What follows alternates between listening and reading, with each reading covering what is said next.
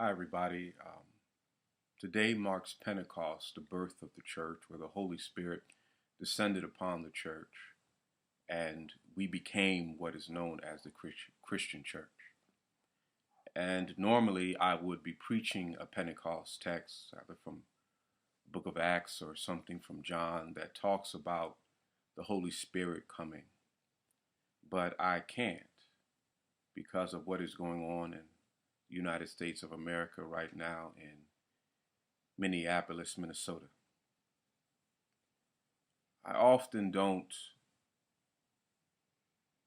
lose my focus and get distracted because I know a lot of people are looking toward me for some sense of peace and calm and joy. But I can't give that to you today because I'm hurt. And this is not unlike the other tragedies that have struck black men in this country. But for some reason, this is calling our attention in a different way. So today I'll be preaching from the prophetic book of Isaiah chapter 1, verse 1, then verses 11 to 17. I often don't like to share the pain I feel as being an African American male, not because it makes me weak or vulnerable, but because I believe more so in optimism and working toward change. But today another black man is dead. He wasn't resisting arrest. He wasn't a mass murderer. He didn't kill anybody. He was arrested, placed on the ground, then a knee was put on his neck. For some of you, this may seem like a shock, but for many African Americans, this is nothing new.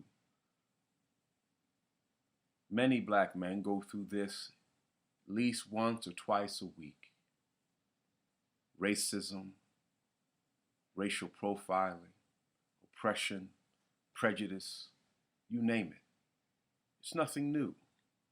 Why is it that when I walk into a store, I'm a suspect? Why is it that when I drive my car down a road, I can be pulled over and harassed for absolutely no reason other than the color of my skin? Why is it that I'm feared when I walk down the street? Why is it that I'm feared when I'm simply enjoying myself in nature, just like the brother in Central Park? Why is it that I'm targeted for just simply being myself? What does America fear? What do you fear?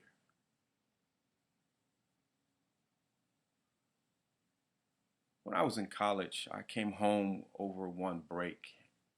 And at the time, I did not have a car, and I wanted to visit some friends and pick up some gifts. So my mom lent me her car. I dropped her off at work and did my shopping, and was on my way to pick her up. And for absolutely no reason, other than being black and young, I was pulled over in her car, which was a Buick Skylark.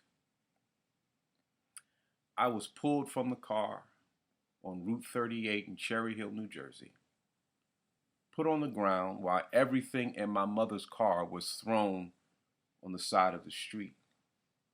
I was given no reason for being pulled over. I wasn't speeding. I had a seatbelt on. My mom's car was registered, insured, and my license was valid. Once the officers could not find anything, they told me that I could go about my business by leaving me and my mother's possessions and everything that I had bought that day on the side of the road. Ashamed, disgusted, and hurt, I put everything back in my mom's car, drove and picked her up. My mom asked me, "Why are you late and why are your clothes dirty?" I told her the story, and the only thing she could say to me was, "Son, I'm sorry." No one Absolutely no one should have to live like that. Here I was, a college student, basketball player in a fraternity, involved in student government, being treated like a criminal for absolutely no reason. That's what it means to be an African American in these United States in these days. That you're always a suspect.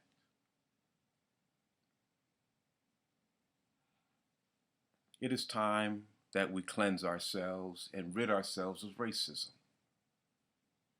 The notion of whiteness and blackness and whatever creation that has come about to subjugate one people over another needs to be upended because it is not of God.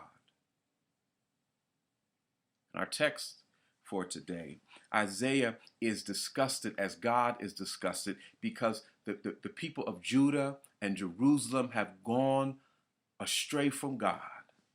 Their religious practices have become just that, a practice. There was no heart, there was no meaning, and they have gotten away from the purpose God has set them where they are. They did not care for the orphan or the widow, and they would laugh in the face of justice. They would take bribes and look the other way instead of doing what is right.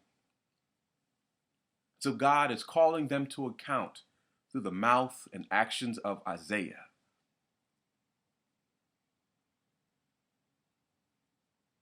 It's time that we cleanse ourselves and rid ourselves of this racism.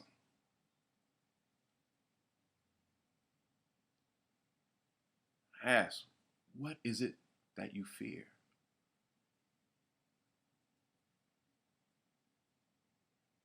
What is it that you fear? When you look at me, what do you see?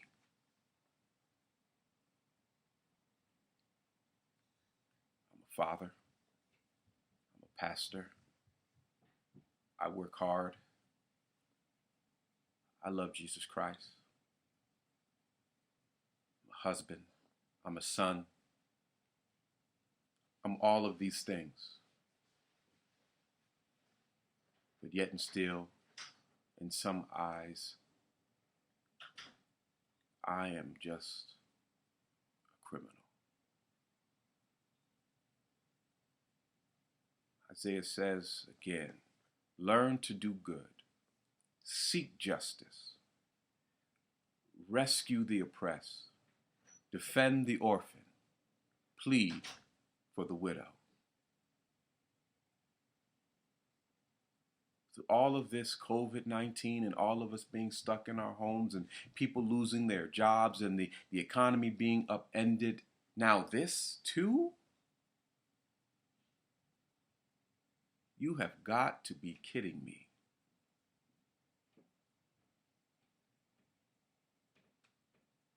When will we learn? My father has to go through it. My father's father went through it. His father went through it. And I pray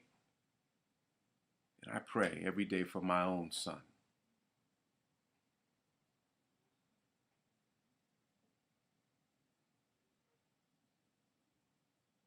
It's time that we get rid of this nonsense and stop treating some people like they don't belong, like they're less than.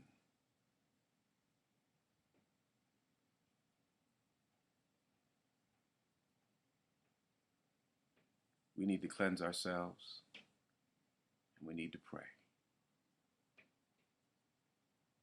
God help us.